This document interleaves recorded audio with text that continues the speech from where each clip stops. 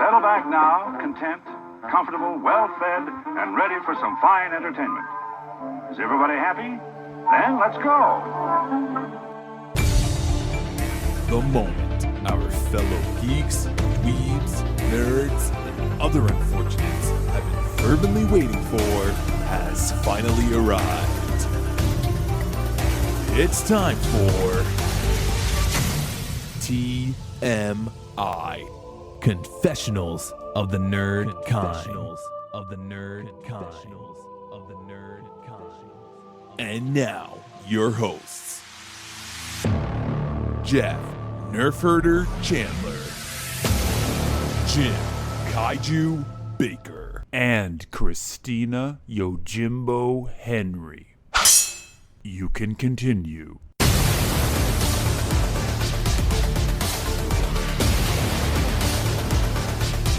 And now, let's get on with the show.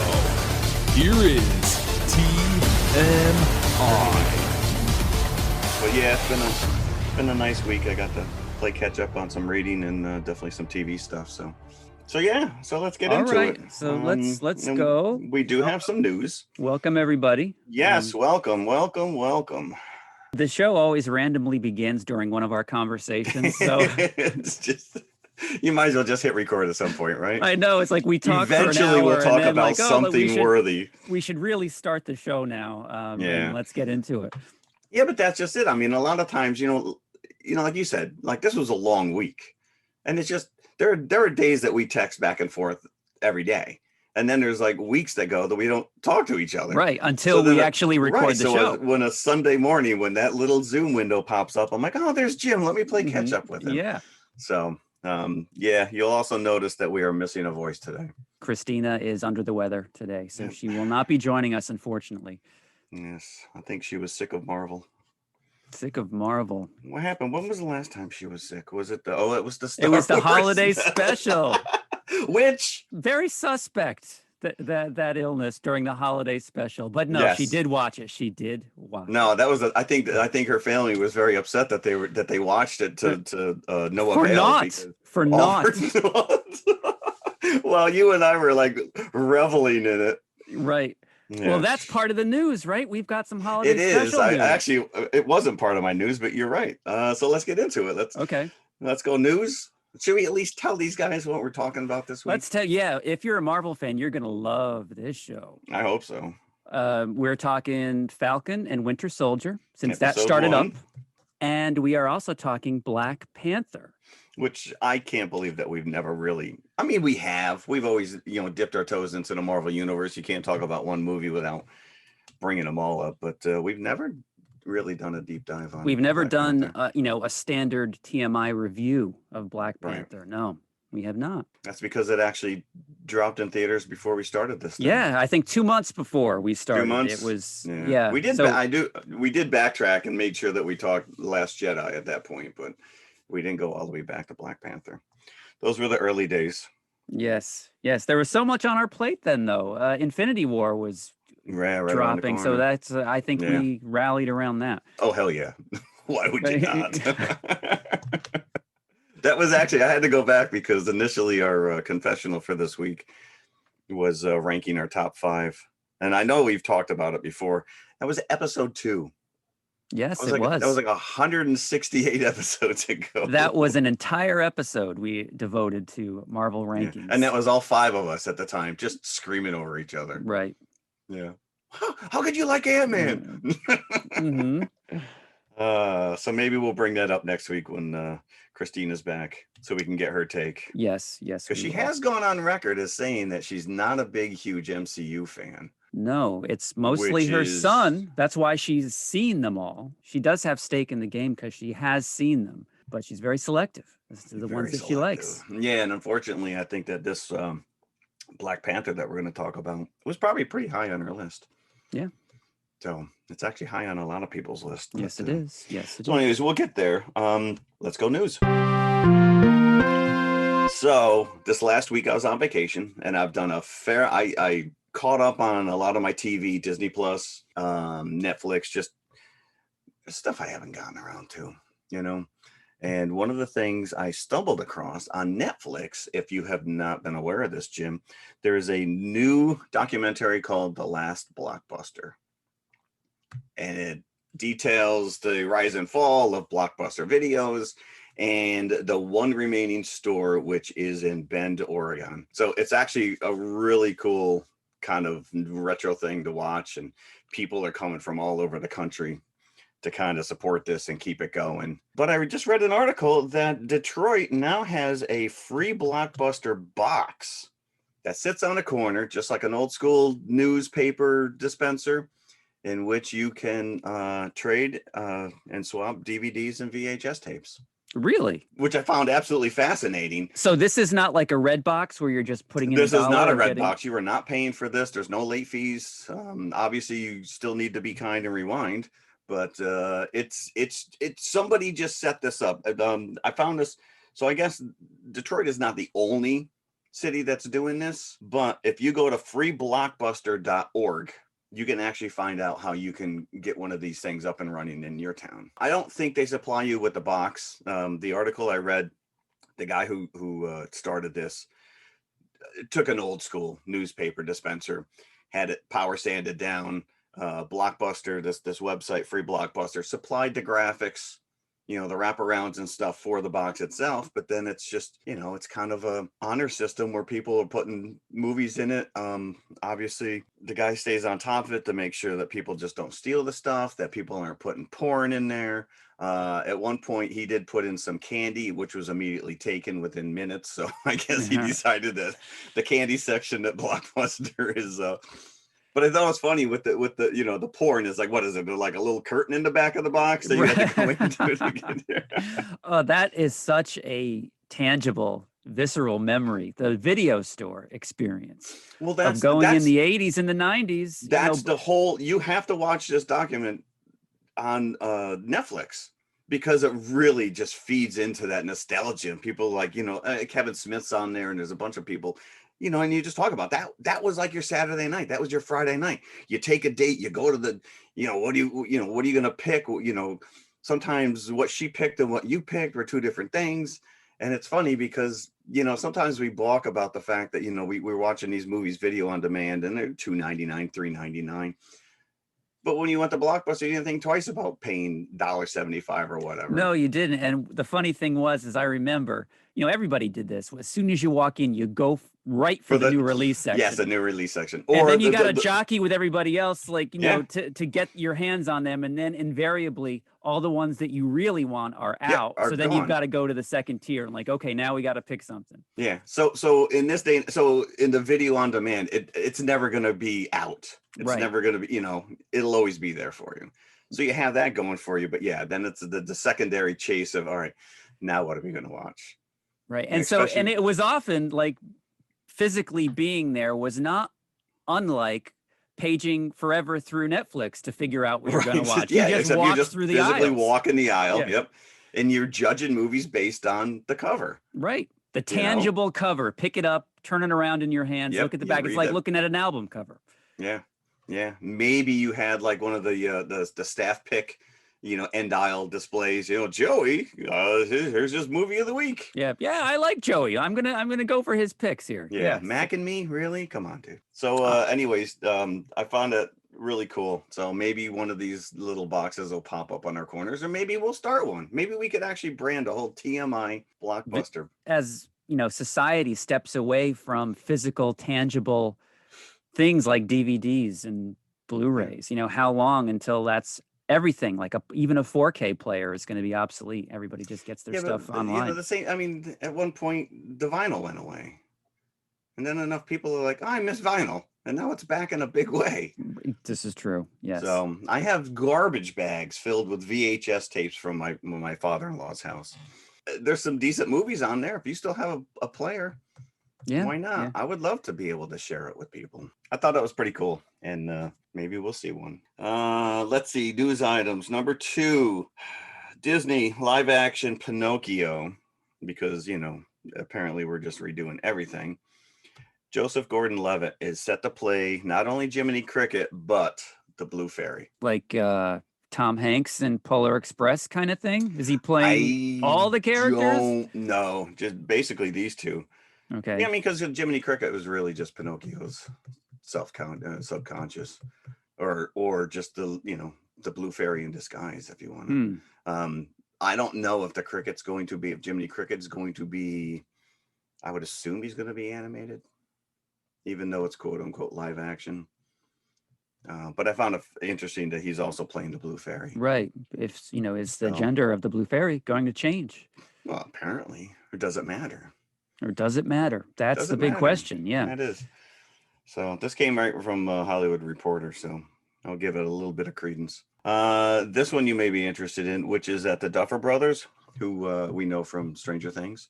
Yes. And Steven Spielberg, who you may recognize that name, are going to executive produce a series for Netflix based on Stephen King's Talisman. I feel like this is like the third news item that's come out in the last couple of weeks with King, one of his properties being turned into a series or a movie. It's unbelievable that he still has properties, classic ones, especially like that, because that's not a series. That's a large tome. Okay. Talisman that he co-wrote with Peter Straub, I believe. But yeah, it's a long, long book. The problems of doing that, you see with The Stand, how they're kind of forced to do a mini series rather than a film. Sure. Yeah, that's exactly what it sounds like they're going to do. I just find it interesting that, just this guy, this huge resurgence in pop culture relevance. Like he just never goes away. No. And he's still writing. He's still active. Crazy. So we'll see about that. Disneyland is eyeing an April reopening. They've been shuttered a year. Was it March 14th? Yeah, because of the strict California guidelines. Yeah. So I guess Newsom, they've been rallying pretty hard for Newsom to kind of release the reins and let them at least reopen in some capacity. So I found that interesting. And one of the things, I can't believe this has never come up on this show, but I was watching, I binged through the entire Disney Plus series, Imagineers, which I found absolutely fascinating. It clicked, maybe the first or second episode. I was actually in Disneyland because I was born in California. And I was on the Disney the flying Dumbo ride, probably about the age of 6 months. So I was there. So you were there. I was there in 1967/68. I also was at the Rose Bowl parade in January of 68. Yes. So Disney's looking to reopen. That's good news because I was in Disneyland. Geographically, it's easier for me to get to Florida. I've been to Disney World many, many times as a child and as an adult. Disneyland, I've only been to twice as a small child, probably 3 or 4 years old, and just a couple of years ago, pre-COVID. And you would think, and I thought the same thing, just because I didn't have experience as an adult in Disneyland. It's got to be pretty much the same as the Magic Kingdom in Florida. It is not. They've got a lot of the same attractions, but there's just little differences in between. Enough that it's worth it. If you're a Disney fan and you only know the Magic Kingdom in Florida, I implore you to take that trip out to California. Yeah, that was the thing with this Imagineer series that, as they built each new park, they each come with their own challenges. Singapore and, some of the other, the Europe. I was very fascinated with that stuff. The thought that went into, being culturally relevant. Sometimes they were just, bound by space and what they could or couldn't do. And there's so much detail in that show as well. And it seems like every episode not only focuses on a park, but an era. Yes. So it's like it goes through the, Walt's vision, 60s, 70s, 80s into, Epcot and then beyond. So it is really a deep dive into the parks. Yeah, but I like the fact that even like when you get into Iger years and some of this other stuff, the newer, what we know is, what was going on with Disney in, the last 20 years or so, they would always make it a point to bring it back to Walt, his initial vision, or a quote or something that he said that locked it into like, you need to kind of adhere to this man's vision. Just because you're in charge doesn't mean you just do whatever you want to do. Right. What struck me as well is when they were talking about Hong Kong Disneyland and how it connected with the president. Yeah. Presented with a photo of his Yep, father. of his dad. It was dad Yeah. there at Disney. Yeah, shaking Mickey's hand or something like that. Yeah. So yeah, I mean, I think we all have an emotional connection, on Yeah. some level with Disney. Love it or Absolutely, hate it, I guess. absolutely. Yes. And Speaking again, of Disney, we were talking about the holiday special up front, right? we were. And so Disney Plus Yeah. has announced that they're releasing more Star Wars content. Yes. On the Slowly channel. but surely they are. I'm very excited. So the animated Clone Wars, which I'm going to butcher his name, but it's the animator is Gedney Tartakovsky, somewhere around there. But he actually created Samurai Jack, and they brought him in. Geez, this was early 2000s. It might have been right after Attack of the Clones or maybe Revenge of the Sith. And he did these little 10-minute Clone War snippets that would show up at the end of certain episodes on Cartoon Network. Now, I had assumed all the Clone Wars content was already on Disney Plus, but I guess no, not. this was something. Yeah, this was something that was in collaboration with Cartoon Network. Very stylized. Love this. I actually have over my computer, I think there's 12 or 13 of the action figures that were released around there. So I'm hoping they go up in value now that this is dropping. Like I said, I own it on DVD, but I'm thrilled that a whole new generation of people who probably don't even know these things exist can get to watch them. And again, they're just little 10-minute little, quick stories, of other Jedi and whatnot. Obviously you got Anakin and Obi-Wan, but they're fun. And what else is Disney? Because they announced a couple different things, right? The Boba Fett short. They're excising the Boba Fett short from the holiday special, and it will be available as a standalone short on Disney Plus. It's going to be out of context. No one's going to know what the hell this thing is. And they're going to be waiting for a sequel, which never came. Because doesn't it end on like a cliffhanger? It does. It's almost like part of a serial, Right, I mean, it opens serial. up with alien, writing on it. No one even knows. How awesome would that have been if they had that never appeared in the holiday special, but it was just like an ongoing Saturday morning cartoon? I'd be in my glory. Instead, we got Ewoks and droids, which Ewoks are dropping. The Ewoks animated series is also dropping on Disney. Did they announce droids? Is that also? No, from what I understand, droids has had some issues from even going back to like the release on VHS with soundtrack issues, whether it's music tracks or something, whatever. I would like to think that they would work that out and eventually it will drop. We just shared earlier this week that they're actually coming out with an action figure for Jax, the rabbit. Oh, yes. Yeah. The human-sized rabbit from the original Marvel Comics Star Wars series. Yeah, thanks, because now the price of that book has gone up exponentially. I'm chasing it. It went from you don't have it already. You're chasing it. No. Let me rephrase this. I have the entire run of Marvel's 1970 plus comics, but what I'm doing now is I'm slowly cleaning out my studio, which is just filled with crap, selling off stuff and then reinvesting it in graded comics. And my goal is to collect 1 through 25 as a CGC, which is it's a company that actually will take your comic, grade it, encase it in a piece of plastic for all time, hopefully. And it gets a grade, and a 9.8 is about as high as you're going to get for a book that old. And I've had to settle for a 9.6 on a couple auctions because the 9.8s jumped from like $120 to like a $700 book. Ooh. But I don't attribute it to the fact that they announced a Jackson action figure. I think of people who just have way too much money and nowhere else to spend it. Stimulus checks are coming in. It's these books are just it's insane. This Jax figure is an official. It's Hasbro. Yeah. So I think it's great that they're acknowledging these characters that were never considered canon. Correct. Before. That's the one thing I think that Favreau and Filoni have just let loose with The Mandalorian is the fact that they went back and they're kind of cherry picking some of these characters or these situations or these planets or even like the Kyber crystal that showed up in Solo that existed in what we used to consider canon until Disney bought them, and then they're like, yeah, we're gonna just dismiss this altogether. and now they're slowly starting to pull that stuff back in. So. Yeah. Ewoks, both Ewoks movies, I think, are also on Disney Plus. The TV movies, right? They were made for TV movies. Yeah. Although they were released theatrically in Europe, in the UK. And I think they had VHS releases as well. Oh yeah, I actually have both on VHS, and I just, again, cleaned out my studio. I just sold, it was a big, huge video display end aisle cutouts of the Ewoks, Hawk, and the VHS release. I have one more news item, and this one's actually a bit of a downer. Yaphet Kotto Parker, who we knew as Parker on Alien. Rest in peace, buddy. He was also in James Bond, right? He was one of the top villains, like in my book anyway.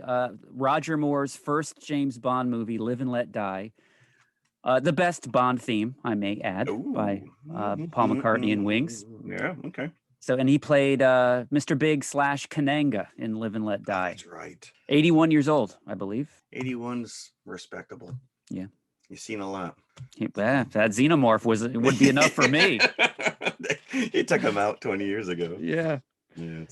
So anyways, unless you have anything else I do. table, And I'm not going to spoil this, but I just have a complaint against toy companies in general, maybe Funko in particular, because it's happened before. They spoil movies by introducing characters that maybe people shouldn't be aware of until the movie comes out. And in this case, because I have a subscription to something called Pop in a Box, so I get 3 pops a month. Love it. It's a surprise what's going to come. And I put in my preferences, right? So I don't get anything that I don't want. Okay. I see what's coming out so I can add it to my list. So I check the website so I can update my preferences. And they have a series for Godzilla versus Kong. I saw a character that I should not have seen. So the surprise has been spoiled for me. That sucks. Yeah. Was it somebody you speculated may have shown up in this? Yes, it was somebody. Okay, so it wasn't a complete surprise, but you just now got confirmation. It is 100% confirmed. We were hanging out with friends last night, and the mom was like, "Oh yeah, I just heard a commercial. They're making another Godzilla King Kong movie. How many of these can they make? As many as they want." I said, "I've already got my tickets." Well, really? When are you going? I said, "Wednesday." Don't you have to work? Not that day. Yeah. Yes, we'll be bringing you our review of this in 2 weeks' time. This is amazing that we are all 3 of us will be back in a movie theater in the same week watching the same movie for the first time. Absolutely, and it just forces our aligning with this movie. And I think hopes are high with Warner Brothers, especially. They're saying that this is probably going to be the biggest movie post-pandemic.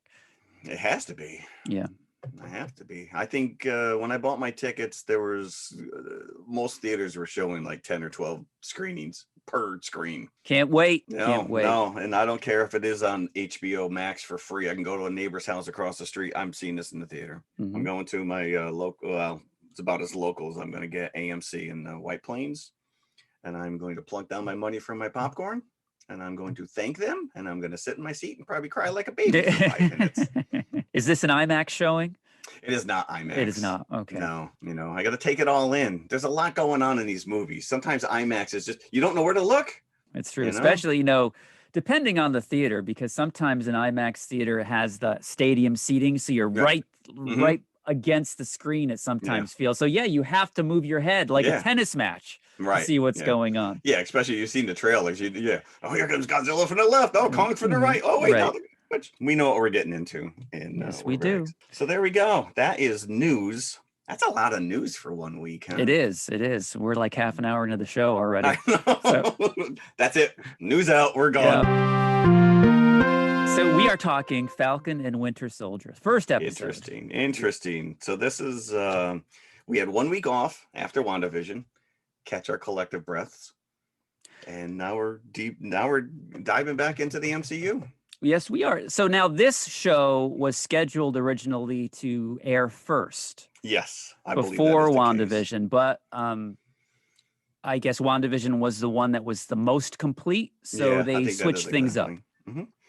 Which I don't think it really, I had this discussion the other day with somebody, because Disney Plus has all the Marvel movies on there. Do you watch them the way they're released cinematically, or do you watch them the way that they are chronologically? Chronologically. Yeah. And I'm not necessarily a fan of the chronological. I think I can figure, No, because you got to think that, when they were presented theatrically, even though it may have been chronologically out of order, they are presenting them to you, in a narrative fashion so that it makes sense. Yeah. So, which may not make as much sense if you actually watch them chronologically. in chronological order. Yes. Yeah. I've had the same argument discussion with people who, well, my girlfriend wants to watch Star Wars. How should I let her watch them? The way they were released. Simple as that. So anyways, yes. But having said that, I think you were getting at, it doesn't really seem to matter with these two shows. Because I don't this, I think, takes 6 months after the blip. 6 months after the end of Endgame. And old Captain America comes back, hands Sam the shield, and says, "It's now yours." It's been 6 months. Am I wrong in that, or is it No, I think you're tracking. You're tracking. Okay. And if you remember, Sam is hesitant to take the shield because he says it doesn't feel like mine. Yeah. Feels like somebody else's. It is. He just gave it to you. Absolutely. He's right. There for a while. That line is repeated in episode 1 of Falcon and Winter Soldier. Yeah, this is very interesting. This is we only get 6 episodes, correct? Where WandaVision we had 9, and they were on average 20 to 40 minutes, depending. You're in, you're out. Episode 1, New World Order, was 50 minutes, and it still felt like 20. Like it just comes and goes. There's this fantastic action sequence right up front. It's very similar to Winter Soldier, the beginning of Winter Soldier. Yeah. But Falcon has stepped into Captain America's shoes, and rather than working for S.H.I.E.L.D., he's working for the CIA or whomever. And he even drops off backwards, just like Cap did, off the plane at the beginning of Winter Soldier. Yep. During this mission. Yeah, they were up against this LAF. The LAF, group. Yes. And he's coming after Captain Bassett. So he's working for the Air Force, it looks like.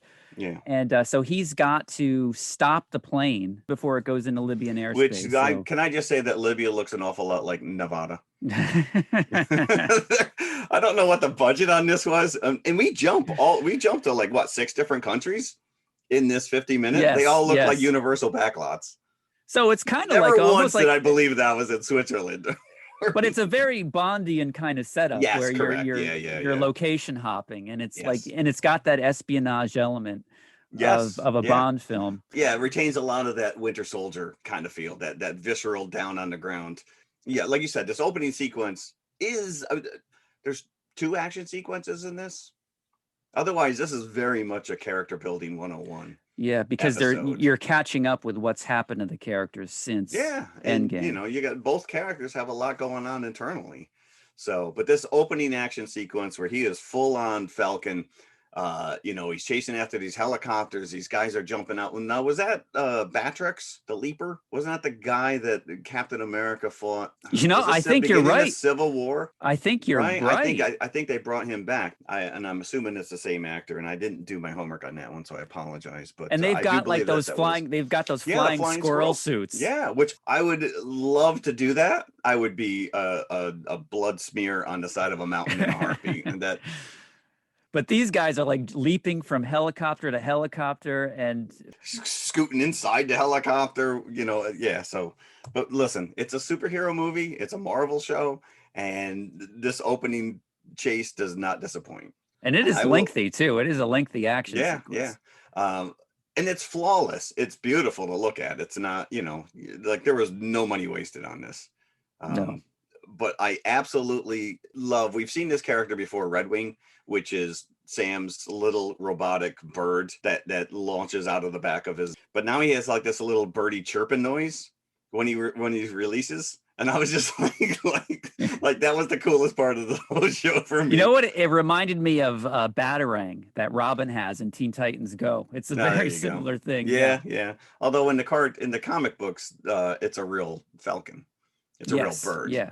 He's a falconer in the comic books. He's actually got a falcon. Yeah. Yes. Hence the name. So this opening sequence, and we're introduced to Captain Torres, who is working. Well, he's working. He's Army, and Sam is working with him.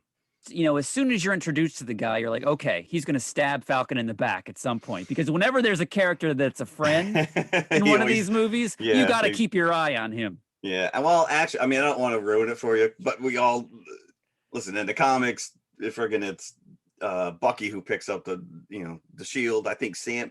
Everyone has picked up the shield at some point or another. Captain America, the comic book, has been around forever, but this guy Torres actually at one point becomes the Falcon.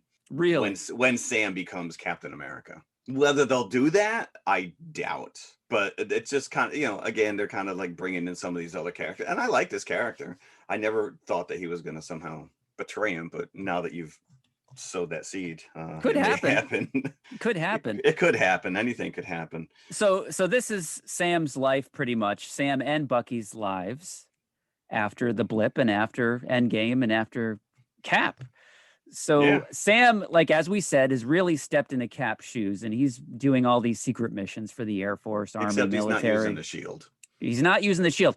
And this is like probably the biggest reveal for me is that there is a custom-made leather shield bag that Sam carries the shield. It's like a bowling ball bag, but it's, Yeah, I know. And I shield. said, where do you get that from? But if you go back to the end of Endgame, that's what Cap gives him. Oh, Cap gave it to him. Okay. Yeah.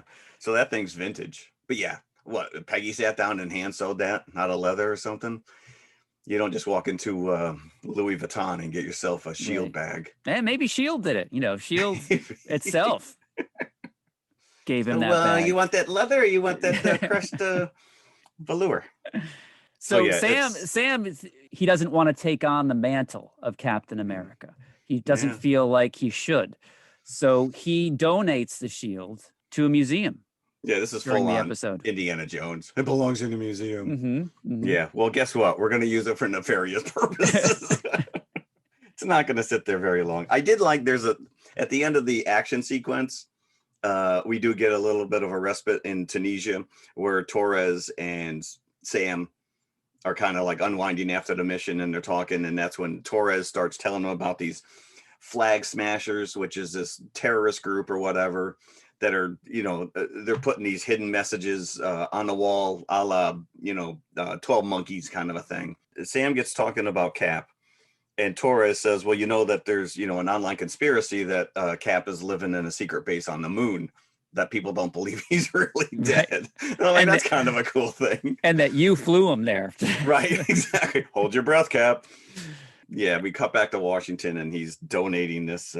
He's donating the shield. And they put it under glass in a museum. And you're thinking any, even third tier supervillain is going to be able to sneak in there and get that at any given time. Well, we see that in the Black Panther.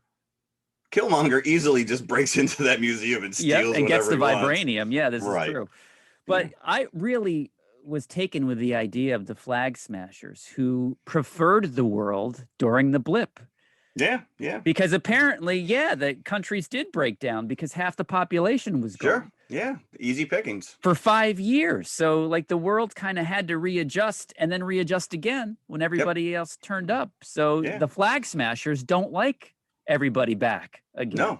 They like the world the way it was. You know why? Because all those people are now spending their money on comic books and they didn't. They're like, dude, come on, really? Now you gotta wait longer lines it's like in the grocery store. You might as well have the hashtag Thanos was right, like on this show. That's that's the flag smashers motto. Thanos was not wrong. Yeah, flag smashers. We also get to see Rhodey. Yes, we do. Yep, he's there when they dedicate that shield to the museum. Yeah, I hope that he's a recurring character in this. Because I think that he's the level-headedness of being able to talk to Sam. And we also get a very interesting interlude with Sam and his sister trying to get a loan because Sam's father has left them a boat, which they use for like a fishing boat. She's out shrimping, but she was gone. She was part of the blip, or he was part of the blip. He was part of the blip. He was part of the blip, but she and her children were not, from what I gathered. Right. So he shows back up and she's like, listen, you know what? You're out fighting aliens and monsters and armies or whatever. And I'm just trying to keep this boat afloat. No pun intended. Things are drying up for her. And it was very interesting because he's like, listen, I got some clout. Dude, I'm an Avenger. Go to the bank. We'll talk to the guy. and they get shot down. It was very disheartening. Because his idea is to fix up this boat and make it a charter boat, and Yeah. his cloud as an Avenger, might make this a success. Right. And the fact that he says, the guy says, you've had no income for the last 5 years. Well, I was gone. Half the world was gone. Then he says something very interesting, like, well, what do you earn? How do you make your money? Well, it's basically on the goodwill of the people. Yeah, which is very interesting when you think about that concept that, obviously Stark was funding the Avengers, but yeah, are they getting stipends? Are they getting paychecks in the mail? Or are they just, I don't know. It's like a GoFundMe account or something. Want to be saved? Donate today. Like I said, outside of the opening sequence, and then we do get a Bucky flashback as Winter Soldier, and you realize pretty quickly it's a dream. It's a flashback kind of a thing. Those are the only two action sequences in this entire thing. Yeah, and we haven't mentioned Bucky until just now because the episode really squarely kind of focuses on Sam, and Bucky is kind of in the background. You do see him at a psychiatrist's because he's been pardoned. You get that bit of information. Yep. He's 106 years old. You also get that, if anybody's confused as to how old he is, he's 106. And he's trying to make amends for what he's done as the Winter Soldier. Yeah, he's got a checklist just like Captain America did. Obviously he's got names of people that he's trying to right wrongs. But that whole therapist, you could see the back and forth and the relationship between these two, and he's very off-putting, he's very closed, and she lists that there are 3 things that he needs to adhere to in order to move forward. You can't do anything illegal, no one gets hurt, and then you have to tell yourself, I am no longer the Winter Soldier. Which I think is you just put this guy in a show called Falcon and the Winter Soldier. I'm pretty sure he's going to embrace that name at some point. And as she's going through these 3 rules, he's breaking each one. Well, not really the last one, because he does not call himself the Winter Soldier, but he does do something not very legal, and he does hurt people. Yes. Listen, it's hard to break habits, man. It is. It is. And he also, this flashback that we're talking about, you do see him. It's on some job where he has to go into like a government office or facility and assassinate some people. And he assassinates like a civilian, a non-military person. And a little bit later on, you see him with a neighbor, a friend who's an older man. And you think, well, maybe he knew him from the war or what have you, but no. It's the father of one of his victims. Yeah, that was Winter Soldier. Because the therapist just literally gets done saying, you're 106 years old, you have no friends, you don't go anywhere, and then they show him in a bar hanging out with this guy, and I'm like, well, is that his friend or what? Right. And how does he know him? And then it's revealed at the end that this is the father of one of his victims. Yeah. He actually leaves his date in order to. That was not a good date, by the way. No, but I get the feeling that we're also not going to see the last of that girl. So let me just say that Bucky was well ahead of the curve on wearing a mask. Yes, he was. He absolutely was. So for it, because once you see him, you're like, that looks normal. People with no masks. Yep. I did like that they did get a call back to Wakanda, because he did mention at the end of his therapist that, I had a little calm in Wakanda, because obviously we know at the end of Civil War, was it Civil War they brought him? It was at the end of the Civil War, and we did get the post-credit sequence that shows him in Black Panther there. Right, correct. Yeah. Yep. The White Wolf, they called him. I don't think that they picked up on that name again since the closing credits. They mentioned it. Yeah, they did mention it in Black Panther, which we'll get to. But talking about parallels with the second Captain America movie, Winter Soldier. Yep. How the girl next door to Captain America's apartment was just somebody doing her laundry until it's revealed, oh no. And Sharon, that's Agent Carter's niece, I believe. Sharon Carter, right? and I think she shows up in the end credits. She's not in this episode, but she is in this show. As you were saying, we're probably not going to see the end of this girl that Bucky went on a date with. She may not be what she seems either. Yeah, all these shows, they're never who they appear to be. We do get a little bit more where they jump to Switzerland, and Torres is tracking down the flag smashers, and they steal money. Is that what they do? They steal a couple of duffel bags. I don't know what was in them. But they pull in these almost like this sympathizers, right? So all these people are there on their cell phones, probably because they're told to show up at a certain place. Yeah, I'm and just thinking, what walk is it around. when these they're not raves. When people just the mass mobs and the mob come in and they just do like a dance sequence or something and then run away. So all these guys. Matrix 2? Yes.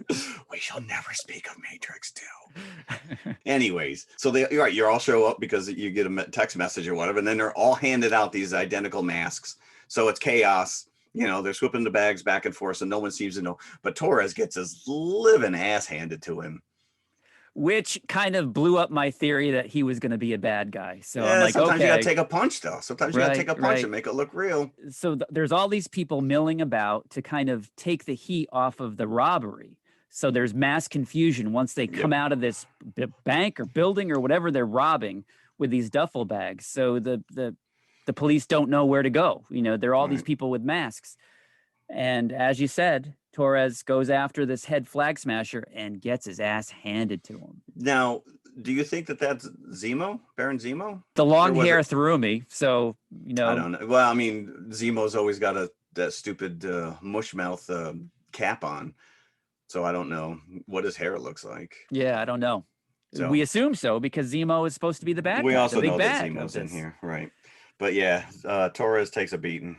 This all leads to the big reveal at the end. The shield maybe stayed in that museum for about 10 minutes after it was dedicated. This can't collect dust. So the government think that the country needs a new Captain America. We do. That we are lost without him. So they appoint who we know to be U.S. agent as the new Captain America. I'm assuming it's John Walker, although he's a little goofy looking there.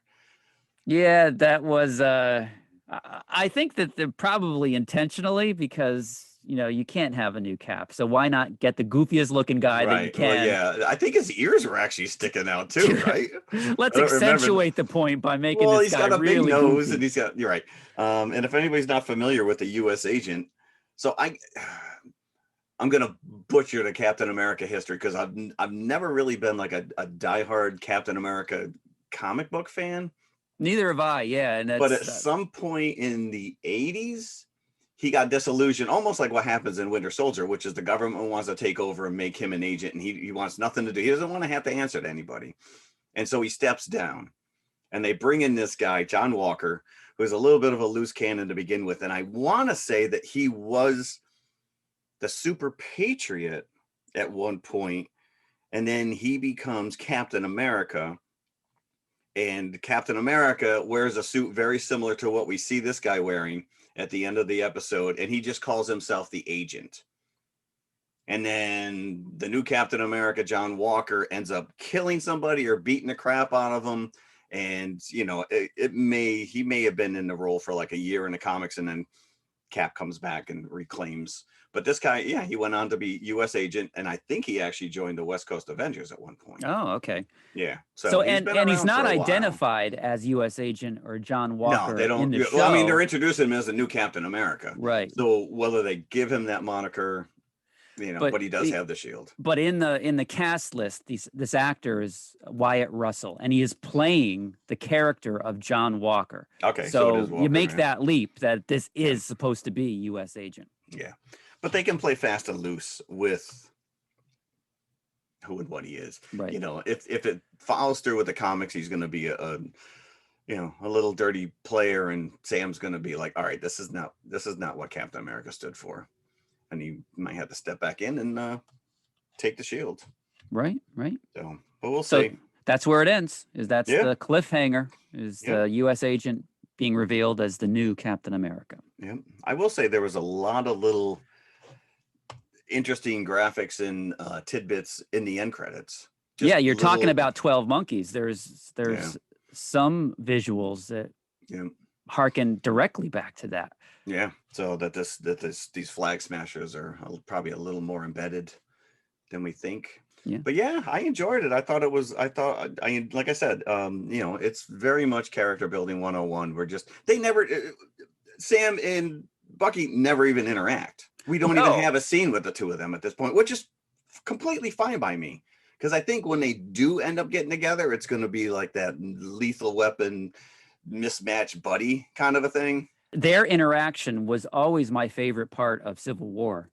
When the two of them get together, it is hilarious when Spider-Man webs them up together, and they're like, one of them just says, "Don't say anything." Right. Or when they're in the back of the Volkswagen and they're jammed in together. Yep.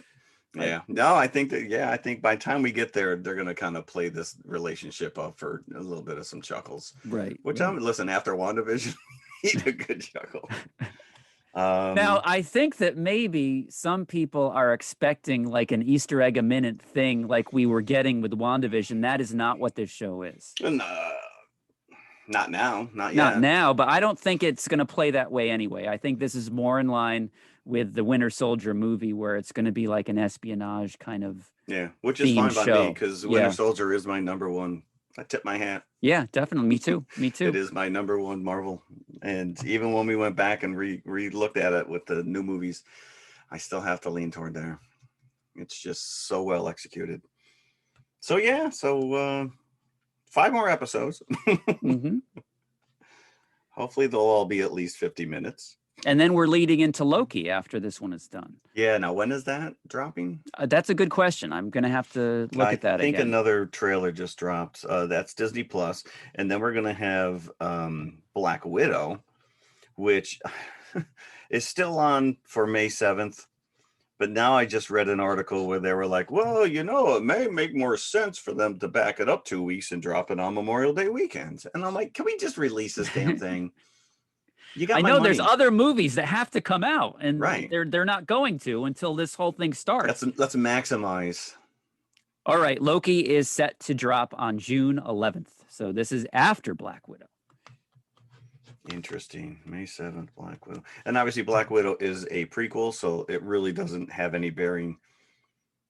Although, they laid groundwork. But like we were talking Marvel, about, chronological order and versus cinematic order, they probably are going to incorporate something. They have to. New timeline. Just like what they did with Captain Marvel, which is even though that took place in the 90s, it really kind of informed and brought you up to what was going on currently. So, well done. I mean, out of the gate, I liked it. Who is this? Mark Spellman wrote and created this. I'm not familiar with his work, but like I said, outside of the fact that some of the backgrounds just look like a universal backlot there, I was on board. It didn't take me away from the show. No, and I was very invested in Sarah, his sister. So I want to see more of that. Right. And I like the fact that they have their own show dedicated to them because, as I said, they were one of the highlights of Civil War for me. But, they only have limited scenes together because you got all these other characters. Well, that's the beauty of these shows, which is, you can start building out this world beyond, Avengers headquarters and whatever. And you start to see, the larger world in general and how these characters interact with it and affect it. And how they exist in the world as well. That's it. I enjoyed it. All right. I liked it. So let's go to the concession stand, and we will be right back with Black Panther. Hiya, hiya, hiya. They're shrimply delicious. Hiya, hiya, hiya. You'll go for that mouth-watering, taste-tempting, meaty shrimp mixture all wrapped up in a crispy noodle jacket. It's a treat you can't beat. So come on, join the folks that are getting fresh, crispy, Flavor shrimp rolls now at the snack bar. They're shrimply delicious. Okay, we're back. And did you watch Black Panther for this viewing on Disney Plus? I did. So you're going to talk about the opening? I am, because I do have it on Blu-ray, but it's why plug in the DVD to the HDMI cable when I can just turn on Disney Plus the way it's set up now and boom. Yeah. I mean, that was sky high for me. I have it on disc and I wanted to watch some of the extra features or whatever, but it's right there on Disney Plus. Yeah. So. Yeah. And my TV only has a limited amount of HDMI jack, so I've got to unplug the Roku box and plug in the Blu-ray in order to watch a Blu-ray. But okay. But the reason I bring this up is because there is a new Marvel opening that is a complete tribute to Chadwick Boseman. So, and it's really emotional because you got that same music, that really pounding, driving Dun, dun, Marvel dun, music, but it's dun, all dun, behind dun. images of Chadwick, and not only as Black Panther, but behind the scenes of filming these movies Yeah. as well. So right up front, you are in a different emotional headspace than you were perhaps when you first saw this. Even my wife, I'm watching this and she's like, it's a real shame that this man died. And I'm like, Absolutely, it is. really hangs over this thing. Because he owned the role from the second he appeared on screen in Civil War as this character of T'Challa. And it's, and I really hope, and I can't see how they wouldn't do this, that he is still going to hang heavily over the sequel of of this film, which is still in the works, Yep. As far as we know. Yeah, you can't just get rid of the character. No. Beautiful. This is this probably would have been a $5 for Christina, is my guess. Or very close to it, if not a $5. Yeah, and unfortunately we're not going to have her voice on this one, but I know that she really wanted to talk it. Yeah. Not only do we have the tribute to Chadwick Boseman at the beginning, but the Marvel logo glows purple rather than red at the end of it. Yep. It was Agatha all along. Which is well, not in this case, not only is purple Agatha, but it's also the calling card of vibranium. Yeah, vibranium. Yes, indeed. So vibranium brought by a giant meteorite. We get like the legend of Wakanda at the very beginning of Black Panther. Now, I haven't seen this in its entirety since it was released on Blu-ray, so maybe it's been about a year and a half. It's been a while since I've seen it. I think it was on Netflix for a bit before, obviously, Disney Plus. Before Disney Plus. Pulled everything, yeah. Mm-hmm. So very beginning, we get the legend of Wakanda. A meteor made of vibranium strikes the continent of Africa, and all around it, vibranium enhances the countryside. It's like infused with it. So the land of Wakanda is exactly infused with vibranium, and like the main mountain maybe that's made of this meteor is still filled with vibranium that they are mining to this day. But Wakanda grew around this meteor. So the plant life, everything organic is infused with vibranium. And some of the animal life too, those rhinos, I don't think would exist anywhere else but Wakanda. Yeah, they were pretty big. Yes. They didn't go purple though, but. And so we have different tribes that make up Wakanda, which, we saw in Rey and the Last Dragon. I was just going to bring that up. The same kind of, one tribe takes the power and the other one's like, you know what? Screw you. We're just going to go off on our own here. Right. The Jabari tribe, because it didn't really seem like they were warring tribes until a little bit later into the movie. The Jabari was the only, the troubled children of these tribes. But so over time, and then we also find out about the heart-shaped herb that gives the Black Panther his powers. And there's an amazing amount of restraint in Wakanda that this thing exists, yet they agree to only give it to one person. Yeah, if that was in any other country, like everybody would be a Black Panther running around. Well, I mean, so we get into the plot a little bit, which was, this Eric Killmonger, and he realizes what's going on. And he's like, dude, you've got this grand gift and you're keeping it to yourself. There's more of us out there who need this. And I'm like, he's not wrong. This is true. But, this again, Killmonger was right. Thanos was right. You could see his side of the argument, although he approaches it in the wrong way. Wakanda, it's established that over time they've decided to hide in plain sight. Because of the vibranium, their technology has advanced far beyond anywhere else in the rest of the world. And they want to protect it. They want to protect themselves. So they've kind of cloaked themselves. As far as the rest of the world knows, Wakanda is a third world country of farmers. Of nothing, yeah. And even there's like a visual force field around them. So it just looks like barren land when you go through it. There's a vibrant futuristic city that's there. Yeah. And you know what? We have a show coming from Disney Plus based on Wakanda. And that's what I was thinking. I'm like, what kind of people live there? You know, what kind of jobs can you get in Wakanda? You know, what's the everyday what's the life? economy, you know? right? Yeah. What's the economy? Yeah. So maybe they'll explore that a little bit in this Disney And do I Plus even show. get paid? Do I get Yeah, paid? I know. Is there any reason to get paid? Or Right. you know, just we're surrounded by riches. life sustains itself there. Yeah. So you think like of a bird just flying and he goes through that force field, like he doesn't see the building on the other side. No, I think the force field I and think that bam. there's probably enough room. It's like a bird discovering Disney World for the first time. Why would I want to leave this place? Come on, this is the happiest place on earth. Let me poop on that Winnie the Pooh over there. So there is also a flashback to 1992 at the beginning of Black Panther. So we see Prince N'Jobu, right? Is that his? Yeah, you go ahead. You say that. This is where Christine is yelling at us for butchering every name. So we have Prince N'Jobu, who is in California as sort of like a spy of Wakanda, a war dog, as they call war him. dog. Yeah, he's so undercover. He is King T'Chaka's brother, who is T'Challa's uncle. And he has had a child in California, so who is technically Wakandan, who we later learn is Killmonger.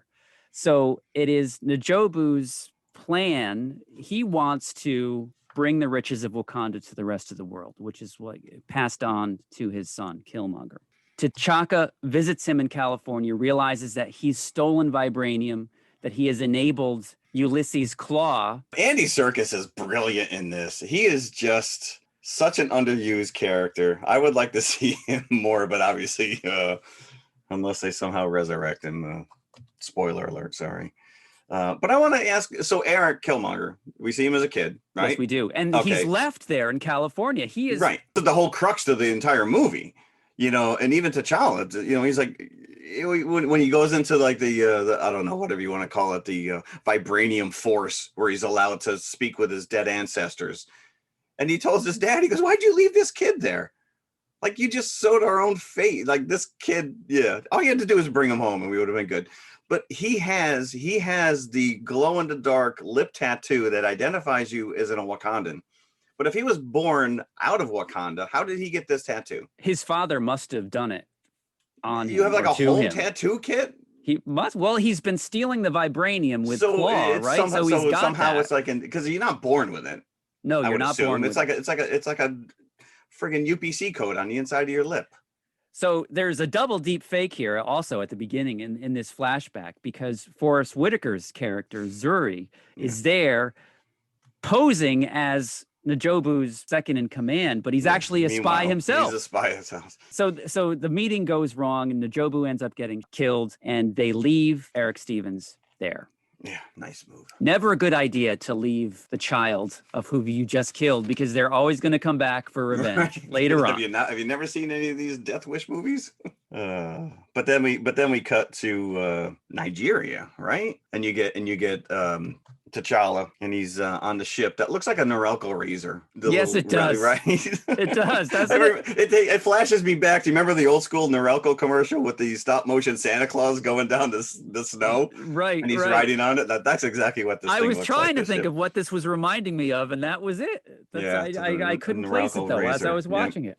So, but he's on a rescue mission now. So this literally takes place days after Civil War, where his dad dies. Yeah, not a lot of time has passed between Civil War. And so he's being coronated into being the king, and he wants Lupita Nyong'o's character, Nakia. Yeah. He wants her at the coronation. So I wasn't really viewing it as a rescue mission as such, but he was just trying to get her to come to his coronation. He was just extract her, but meanwhile she was undercover. Because she had it handled. Like, she was the rescue mission. She was rescuing all these women. There. Yeah. And he was going to take but you immediately get this relationship between him and Okoye, who is the leader of the female guards of Wakanda. So they're on the ship before he plummets out and jumps down to the train of army cars to try and extract Nakia. You immediately get the relationship between the two, that he's not necessarily this superhero Captain America kind of guy.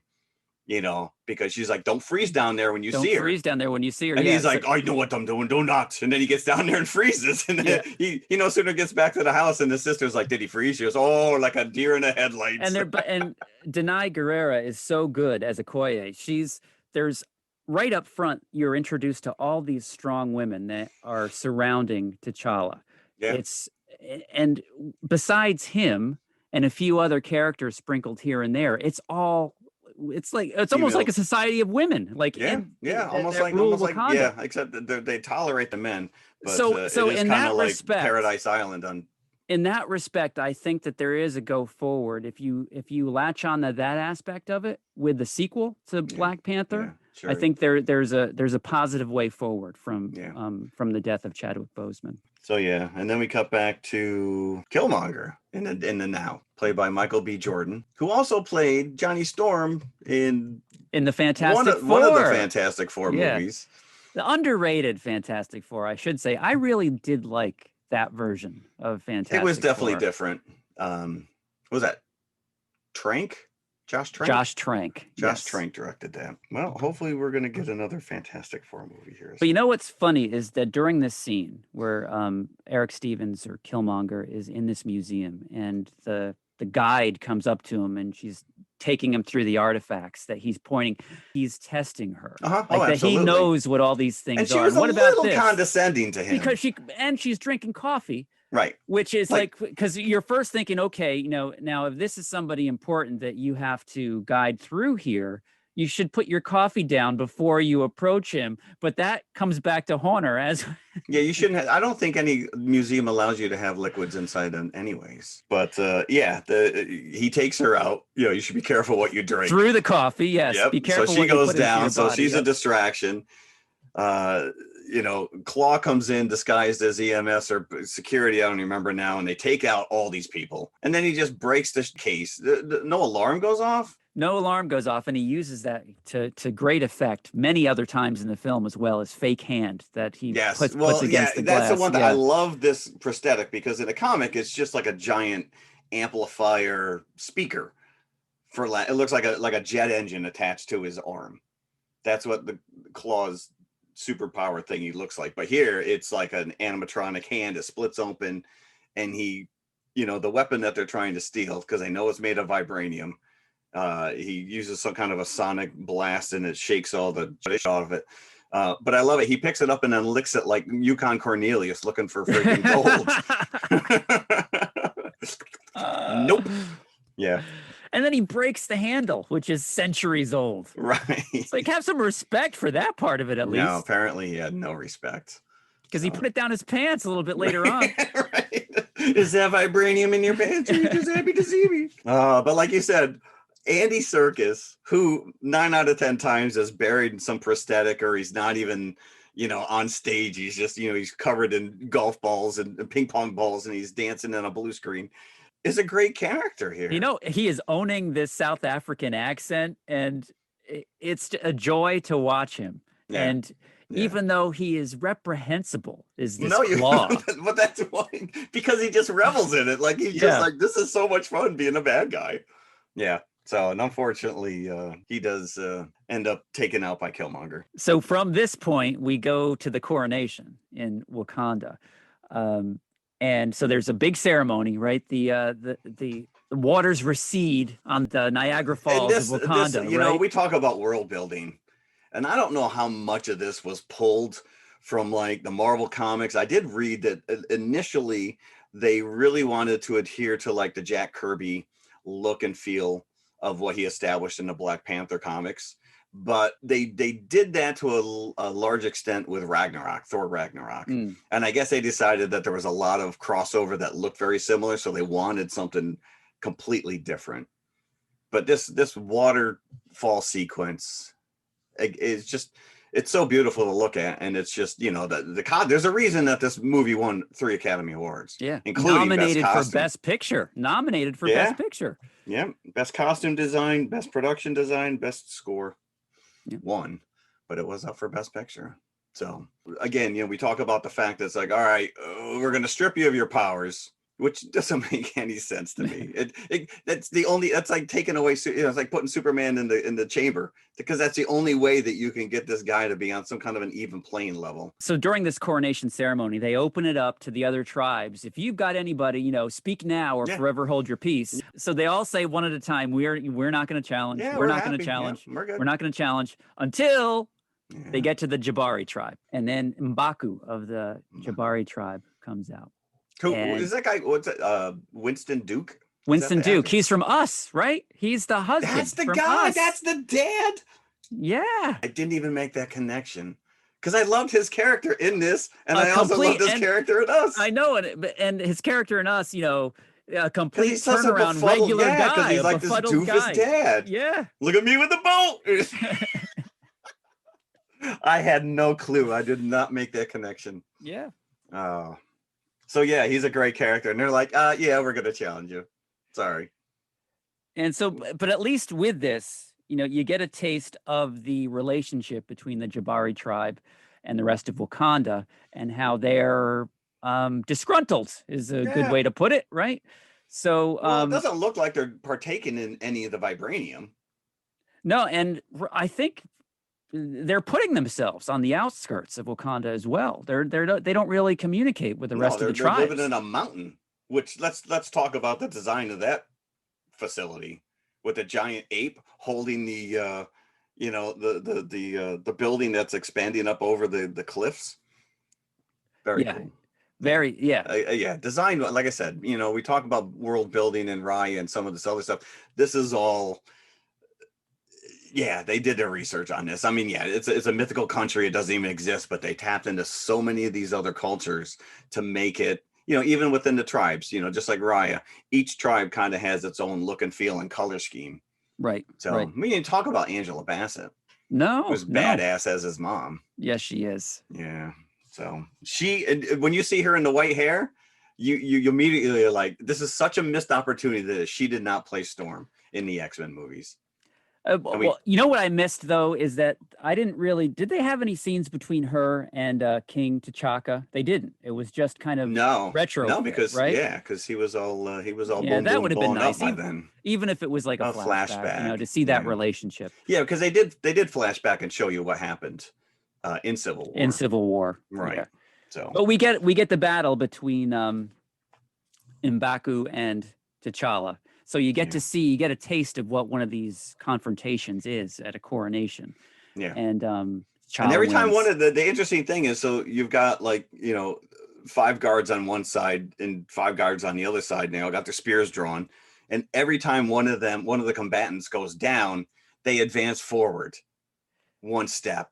It's almost like if you're a wrestling fan, a lumberjack match. So if you get thrown out of the ring, they're there to throw you back in. Or a sumo wrestling, grab him by the diaper.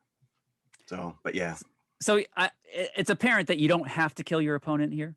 I would like to think that they're civilized, right? Yeah.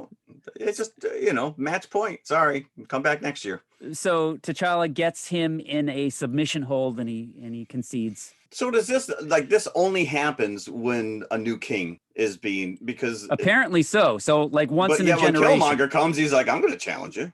He's like, no, sorry, that was last week. We're done. Sorry, I'm king. But no, he got to challenge him. He got to challenge him, but I think because T'Challa allowed it. I don't think that it would have happened unless T'Challa said yes, because he was already feeling guilty.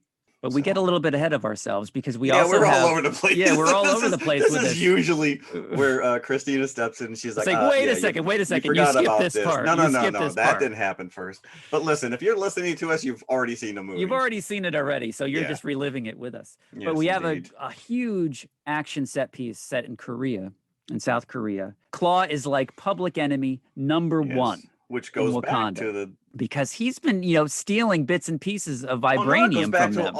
Ultron. So Claw has this new piece of vibranium from the museum that we saw him steal, along with Killmonger early on, and he's trying to sell it in this nightclub gambling den in Korea. So Okoye and T'Challa and Nakia, they all go to get the vibranium and, most importantly, get Claw and bring him to justice in Wakanda.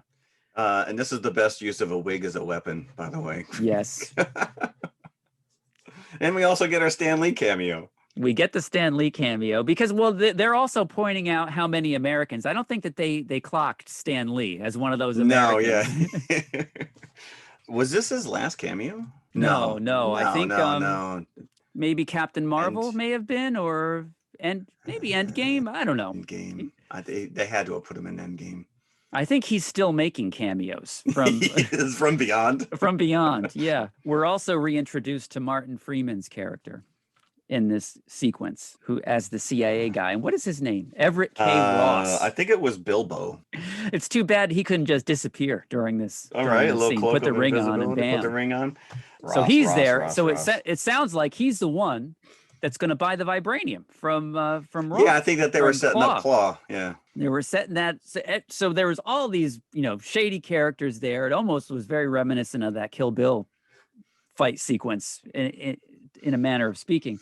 And it's nice because the camera, like that whole fight sequence, I know there's cheats. It's not all one take, but it literally, the camera follows a character as they're fighting somebody. He falls down and, to the second floor or whatever. And the camera just goes right with him, swoops around and you're right into someone fighting somebody else. So it's a very fluid, everyone's kind of fighting at the same time. It's very visceral. It's cool. And the way that it kicks off is that Okoye gives them away because she's talking into her headset or whatever, and one of Claw's goons overhears her.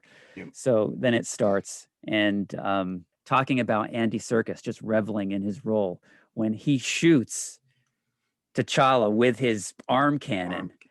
And like blows up the little podium where the greeter normally stands, and all this money or whatever comes, is all over the place. I made it rain. Look, I made it rain. And as they're running out, he's like, "That was awesome." Right. Yeah. He was quite full of himself. And I love this the throwaway line when he actually meets up with Martin Freeman. And Martin Freeman says, "What is this? What are you making, a mixtape?" When he sees his entourage coming with him. He's like, "Oh, yeah, actually, I am. You want to hear it?" And this car chase, like I watched it, and it's like, there's some CG elements that just don't gel. But I read that this whole car chase is practical. Obviously, T'Challa jumping from car to car is not. But he's the weak link in this whole sequence. I think he doesn't quite gel in some of the scenes. He looks a little CG to me. The actual physical character of Black Panther. Panther. Yeah. But the chase scene itself is great because you have Shuri, who is still back in Wakanda. And now she's, we didn't even really talk about Shuri, but she is kind of like the James Bond version of Q. She's Q's laboratory. Is like, right. It almost seemed like, if this was going to be an ongoing series, there would be a Shuri scene, like at the beginning of every James Bond scene, right? Right. And even the point, we skipped over this, but at one point she takes him through and she's showing him the new suits that she's designed. And then she creates these shoes. So everything there is built around nanobots. They're, real world kind of, little tech things that build around you. It's not, at one point she's talking with Okoye. And it's like this hologram on her hand, but it's all made up of nanotechnology. Mm-hmm. But she creates these shoes for him, and then she goes, "I call them sneakers." such a stupid thing. You get it because you it just kind of cuts through. But that shows you the the level, the relationship between T'Challa and Shuri, which is great. But this car chase is pretty well done. It is, and it ends up with Claw in custody. Yeah, but not before Ross gets shot. Well, there's a breakout because Killmonger gets shot during the excavation. Yes, that's right. Of Claw. Yes. Yeah. But not before Claw gives it up on Wakanda. Yeah, he's like the Joker in the friggin' interrogation room. He's just like, screw you. You want to know what my plans are? I'll tell you what my plans are. He's like, all these old time explorers got it wrong. El Dorado wasn't in South America. It was in Africa the whole time. And it's Wakanda. Yeah. I've only stole a tiny piece of their vibranium. They're sitting on a mountain of it. Yeah. And then Martin Freeman is saying, they're a country of farmers. What do you mean? And it's like, they're not farmers. Yeah, you're not following me here. They break him out. So Killmonger and his girlfriend show up in this very conspicuous van, which they are able to drive all the way to the airport. Pay no attention to that van. And then talking about how ill-advised Killmonger's methods are. Kills his own girlfriend once things go south with Claw before actually killing Claw himself. And this is how he ingratiates himself into Wakanda, by bringing the body of Claw back with him, which is something that T'Challa could not do. Yep. Because we haven't yet talked about Wakabi, who is part of the border tribe. So Wakabi is part of the border tribe of Wakanda. So he kind of protects the borders, and he has vested interest in Claw coming back to justice in Wakanda. And he makes T'Challa promise him that he will either kill Claw where he stands or bring him back. And he is able to do neither of those things. Right, yeah. And Killmonger does bring him back, hence gets Wakabi on his side early on. So now here we have Michael Jordan's introduction into the land of Wakanda. And so now it's already been established that T'Challa knows the backstory, that Forrest Whitaker's character of Zuri has told him what went down in 1992.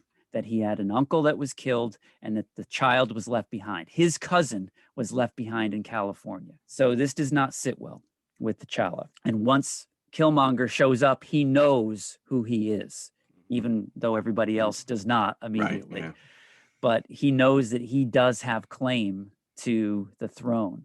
So while everybody else wants to just throw him out of hand, T'Challa realizes that he's been done wrong, and so he allows this challenge to take place. Yeah, I like that whole throne room scene too, where he basically starts screaming, "I am the son of Najobu." He goes, "Hey, Auntie," and they all kind of like and he pulls down his lip, and they're all like, "Oh." And it's like, "You all, this is great. You all look so comfortable." Yeah, but there's millions that are not.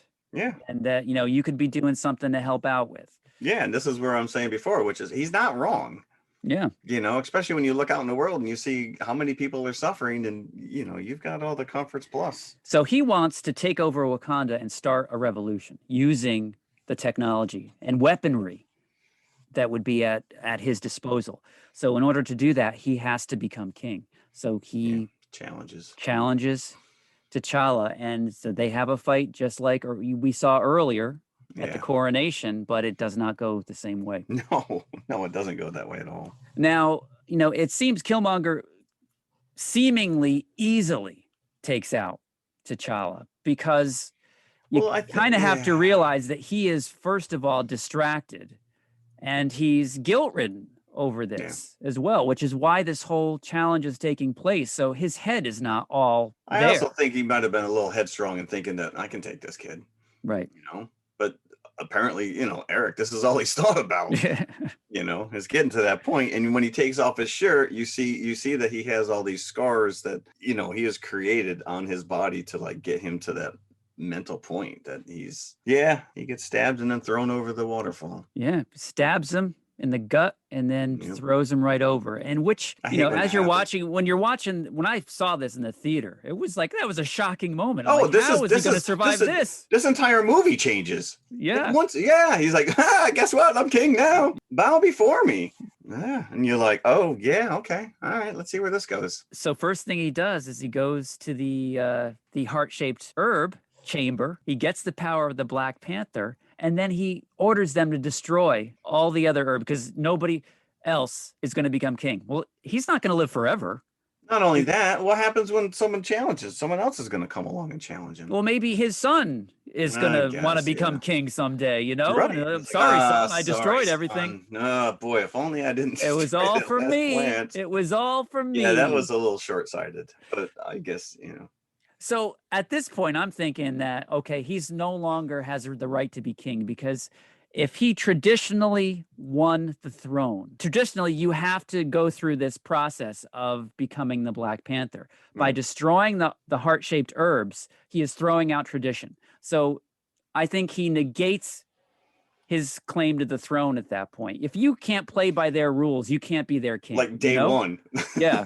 Like day one, my first order is to undo all your orders.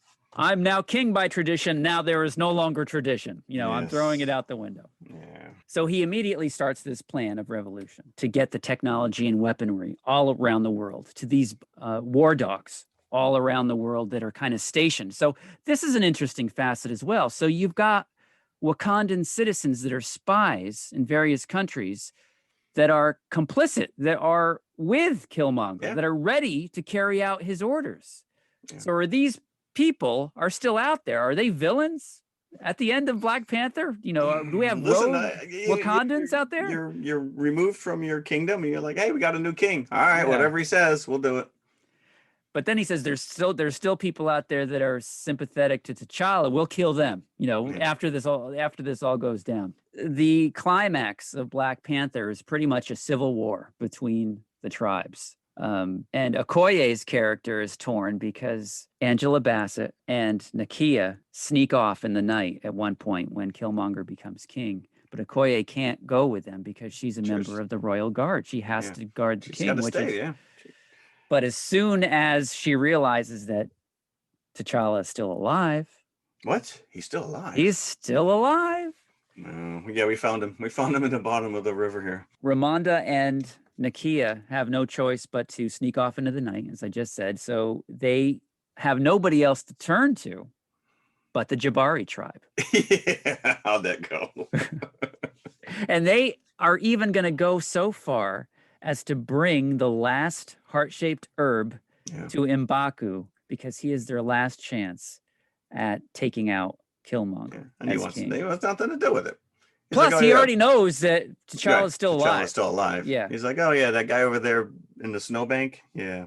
Which I think speaks tons about his character because you can tell he doesn't even consider it. Correct. The heart-shaped herb. Yeah, they want nothing to do with it. So he's like, let me show you something. He's got T'Challa on ice, who is in a coma. So they give him the herb and he revives, which leads to the final battle, and which is a great scene because Okoye sees him coming and realizes that Killmonger is not really the king and she does not have to be loyal to him. So which all bets are off now. All bets are off. So we've got rhinos coming into the battle. We've got tribes battling each other. We've got rhinos in armor. Rhinos in armor.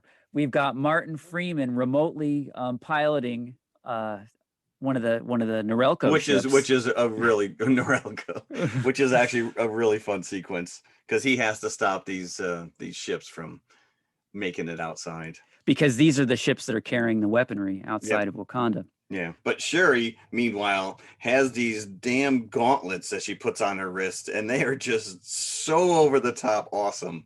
And she's just like, I would almost think that would be like what Claw's, like if he was to upgrade kind of a thing. It's like this pulse. Yeah, they're like big Hulk hands. They're like, yeah, right. Did she went to Toys R Us? Smash.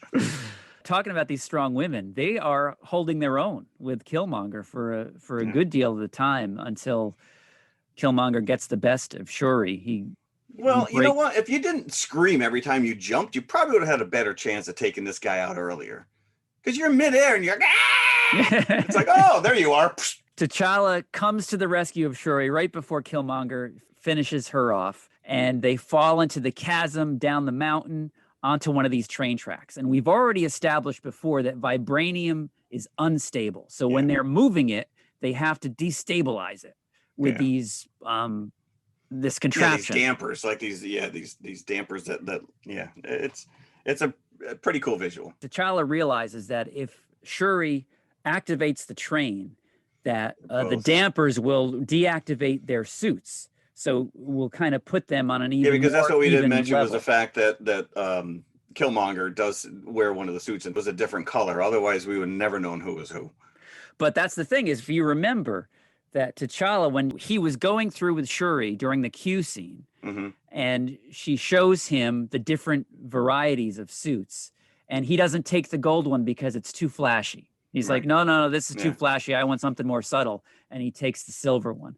But Killmonger goes right for the flash. Right for the flashy one. He's wearing like, the gold one. That one's mine. Yeah. Yeah. It's like the end of Indiana Jones. He chose poorly because that one's falling apart there. So that they have their big final battle on these train tracks. So their suits are coming on and offline. And the great thing about these suits is that when you get struck, it stores the kinetic energy and blows back. Again, they're turning on and off. There's one particular move after there's a back and forth. Once they're destabilized, the suit kind of goes on and off. You can see it almost melting off the body. So there's one scene where one of the blades that Killmonger has gets kicked up into the air. T'Challa's got his eye on it. He grabs it just as the train is coming by and the suit's destabilized, and boom, and hits Killmonger in the gut with it. And even Killmonger says, nice move, after he gets stabbed. Like, all right. That's good. One. You know, I'll concede that was a good move. Yeah. So, but then you get the scene where T'Challa's like cradling him in his arms, and he realizes that he's not wrong. You know, that, you know, what we've been saying before, what he was trying to do was not wrong. It's just the means that he was going to do it. And he realizes that this kid was denied this fairy tale land that his father used to tell him about. And it's a really nice scene. He brings him, like, before he dies, he brings him up on the elevator and shows him. But he says, we can fix you. You know, we've got the ability to heal you. We did it with Ross. Right. But he says, then what? You're going to put me in a cage? What, to put me in a cage? Yeah. Yeah, no, you're going to jail me. Let me be like my ancestors. Let me just drop into the ocean and die, because I'd rather just die on my own will and accord than to be subject to a life of bondage. Yeah. So he brings him up to the to see the sunset of Wakanda, and that's where he dies. It's a really nice ending to the character. He did achieve what he was trying to do. Like you said, you know, his means may have been a little off center, but yeah, he made them rethink. Yeah, and it's because absolutely, it's because of Killmonger. Yeah, that T'Challa doesn't about. Otherwise, he would have just kept living. You know, how this is the way it's always been done. This is, you know, we're gonna just keep perpetuating this. And this is also what Nakia's been saying throughout the film, as well. Yeah. He's very profound impact on the society, and that's when we see at the very end they're having a press conference at the UN. And Ross is sitting there smiling because he knows what's coming. Because again, like you said, the rest of the world just thinks that this Wakanda is like this third world nation that has absolutely nothing to bring to it. Right. And that's what one of the senators or whoever says, like, you know, this is all very well and good, but what do you have to offer the rest of the world? And he just turns and smiles. Yeah. Got the black. Yep. But before that, we do get the end where, or was this the post-credit sequence where they actually buy the buildings? Oh, they go back. I think that's in the post-credit. He basically buys the neighborhood that you saw the flashback in California. Oakland, yeah. And he's like, when you said you were bringing me to California, I thought you were talking Disneyland. Coachella. Right. What are we doing here? Yeah. And of course, the kid's like, "Who are you?" And again, he just kind of like looks at him and it cuts. It's almost like an I Am Iron Man kind of moment at the end, when especially during that they didn't have to go that far, though. Yeah, it's unspoken. And I can see why that this did so well at the box office as well, because it did gangbusters, but it's like a life-affirming, like on your feet kind of an ending.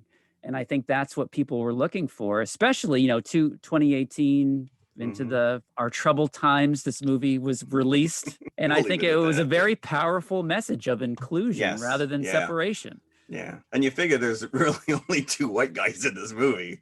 Who did you know that on set they were actually referred to as the Tolkien white guys? Oh, no. That's genius. That is pretty funny. I didn't even make that connection until you said that they were both in Lord of the Rings. Yeah, Bilbo and that is Gollum. Yeah. Yes, indeed. But we also get Bucky, though. We do get Bucky a very end credit. Bucky minus his arm, but that's where Cap took him at the end of Civil War. Yeah. Civil War. Dumped him so off. He's just at one point, Shuri, when they bring in Ross, and she's like, "Oh, great, another white boy to fix. This will be fun." So they made, so they were already referencing the fact that Bucky was there, that, whether he was still there or not. But yeah, you get the scene where, he's kind of living in this hut. So he sat out this whole Civil War battle at the end of Black Panther, though. So he was just like, got one arm, man. They got this covered. I'm just I was gonna say he's really got he's got no dog in this fight, right? But again, like I said, he doesn't make mention of it again in Falcon and the Winter Soldier when he's in the therapist, and he's like, well, I did have a little respite there in Wakanda. All it takes is one little line to tie all these together.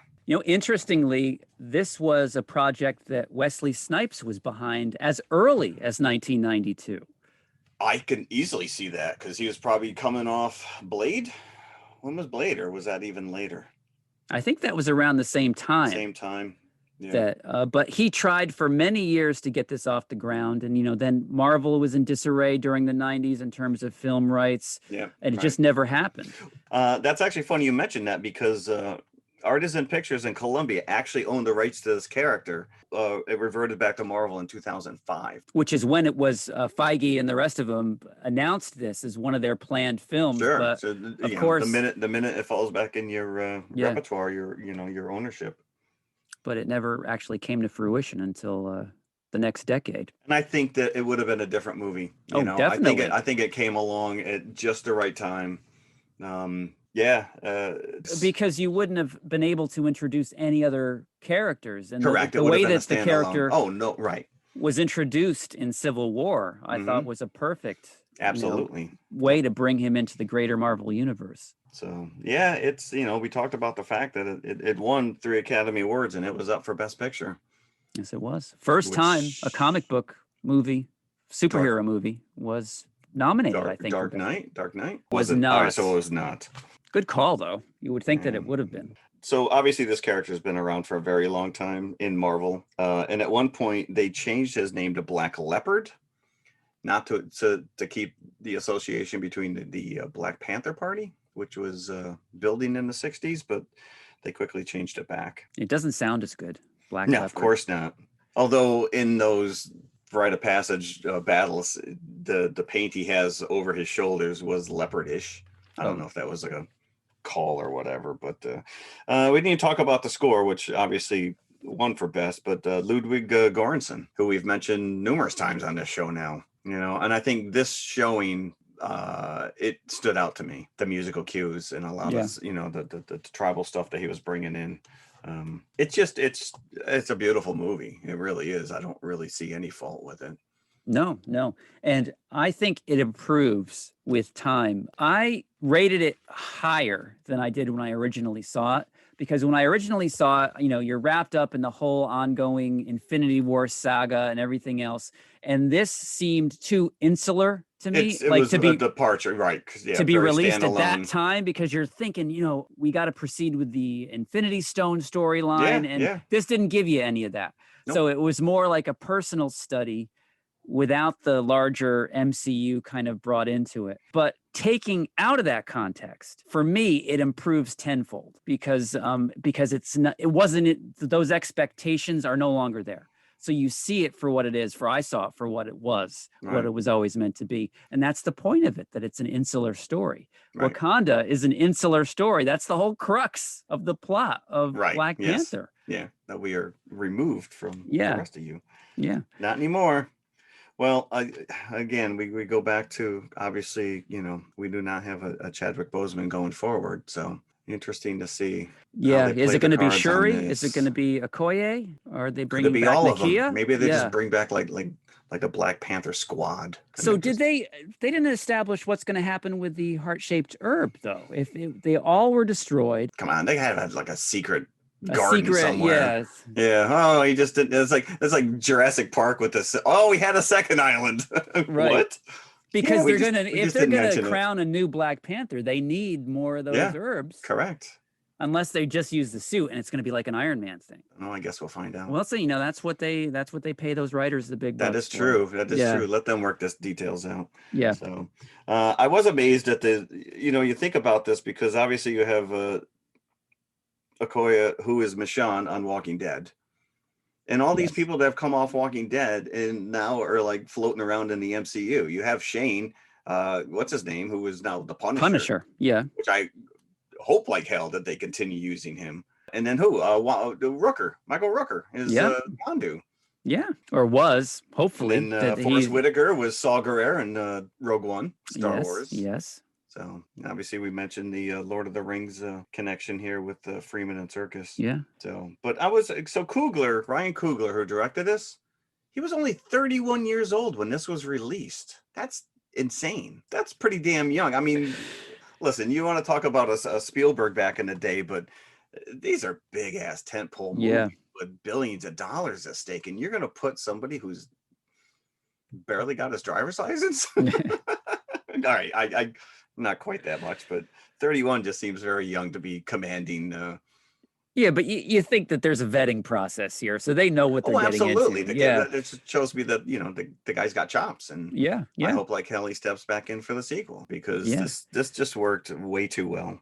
You know what I was always curious about? There's a line that Shuri gives. It's actually during the sneaker scene where she's giving him his new shoes, and she said it was based on that old American movie that our dad used to watch. I'm Like, what assuming it is was I'm assuming it was Back to the Future too, because he's got the vacuum seal Nikes.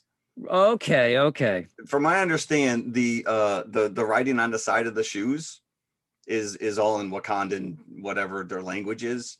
But if you decipher it, it was Air T'Challa, EIR, which is Okay. a play on Air Jordans. So, Oh, which is completely missed in the movie. You don't know that, but I'm guessing Back to the Future too. I'm trying to think what other classic movie that would have the sneakers. Footloose? I don't know. I don't know. I don't know. I don't know. Yeah, so interesting. I was very excited. What kind of buckets would we give Oh, Black this is Panther? pretty solid. I need to think about my buckets. I'm gonna have to say like a 4.5. Yeah, I would go It's 4.25. I Yeah. think 4.25. Yeah, no, it's a solid movie, and like you said, I saw it in the theater, and it was what it was. Probably watch it again when it was on Netflix, but sitting down and watching it this time, I think it has a little more relevance, and it you can't. I mean, the whole production is overshadowed by the fact that we lost this guy. So that never like strays from your head that this Right. guy is gone. Chadwick Boseman, he will be missed. He would definitely Yeah, be and missed. the more you read about this guy as a human being, yeah, it's a huge loss. Well, we ended this show on a bummer note. Do we even? So- we were going to just skip confessional for We this were, week. yeah. Our confessional this week is that we're confessing that we're lazy because we don't have a confessional. Well, we had one, but without Christine, it just Yeah, it doesn't hold any weight. We'll have to hold off until she's back with us and we're talking about Should we another tease? Marvel. Should we tease what it was? It was going to be our top 5 Marvel films. Yeah. Which, if you go back to our second episode, we dove deep into that. So it's actually interesting to go back and listen to that and see if our picks are still the same. Because obviously, that was almost 3 years ago. Yeah. 3 years. 3 years in April. And there's quite a few films that have been introduced Yes. since Well, I was then. going to say, yeah.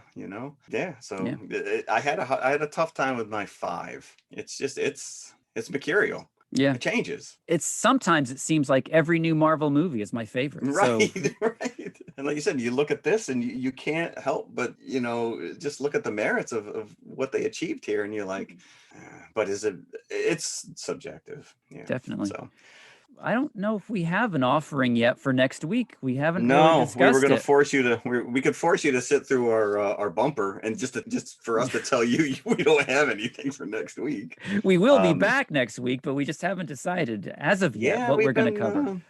But in 2 weeks, we do know what we're going to cover. Should we even reveal that, or should we? Oh, I think we already did. Godzilla versus come Kong. on! If anybody doesn't know, 2 weeks right. We from did now. talk about that. We did talk about that top of the show.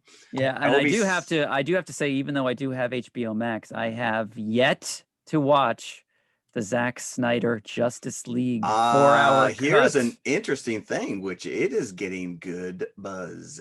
What I have read gives it good buzz comparatively to the I guess if you want, you got to put it in Justice context, which is all right. This is much better than the crap we got the first go around. But does that make it better, or just? Yeah. I know. I have a fair amount of friends on social media who were less than intrigued going in and were pleasantly surprised. So, having said that. But also, a lot of these reviews are saying that if you were not a fan of Man of Steel or Batman versus Superman, then you probably are not going to be a fan of this either. So they're speaking to me because I have never seen Batman versus Superman. And I did not like Man of Steel. Yeah, I saw them both and both left me cold, I have to say. Yeah, no, I was not happy with Man of Steel. We've said this on the show many times. Oh, well. So again, if you come back next week, we will have something for you. We just don't know yet. Well, we've asked before in the past, we've done listener requests, as long as we all agree to it. Right. Can't be pulling out some crap. We do have standards. They're pretty low, but we do have standards. Unbelievably, we do. What was the low point? Condor Man? Condor Man was one of Yeah, our but that was lows. fun to talk about. That's the I great don't thing. care if it was a good movie or a bad movie. You know, you could bring up the holiday special. Or when we did 3 bad movies, Santa Claus Against the Martians and Yeah, Laser Conquers the Blast Martians, and Ice Laser Blast. Pirates. But I was happy to watch Ice Pirates again, and I had never seen Laser Blast, and now I can't unsee it. But there's there's yeah. a bunch of this stuff dropping on Netflix all the time. I still keep putting Psycho Gorman in the mix there, so at some point maybe we will Yeah, be if able to anybody's watch seen it. that, let us know if it's I know. worthy. I've heard a lot of good things about Mhm. it. In the sense that it's just silly. It looks like something that might pair up well with Monster Squad, but we've already done Monster We've Squad, already done so that, yeah. we have indeed. So that's it. We have a lot of opportunities and a lot Yes, of we do. choices. So But as right. always, thank you for listening. yes, thank you, and hopefully Christina will be here next week. Yeah. For all you Christina fans who are sick of listening to the two of us blabber on. As you can tell, without her steering the ship, sometimes we go astray, but that's what we do. All right, thanks for listening. All right. Talk to you Bye, next everybody. week. You got Bye. it. Bye. Hello, everybody. If you liked the podcast you just heard, then please follow TMI on all of our social media outlets. First and foremost, email us at tmipodcast2018@gmail.com. That is tmipodcast2018@gmail.com. And you can follow us on Twitter at TMI_podcast2018. Stop over, say hi, give us a compliment. We'd love to hear from you. Awesome. Make sure you follow us on Instagram as well, which is also TMI_podcast2018. And of course, we are on Facebook, facebook.com/TMI Podcast 2018. And it should be noted, we also have a community page, so join the forum. And if you like to watch YouTube, you can see us at TMI Podcast 2018, all one word. Look for the popcorn bucket. Popcorn bucket. Or you could just go to our website, which has every link there, TMIconfessionalspodcast.com. And we'll see you at the concession stand. We'll save some popcorn for you. Is that vibranium in your pants? Or are you just happy to see me?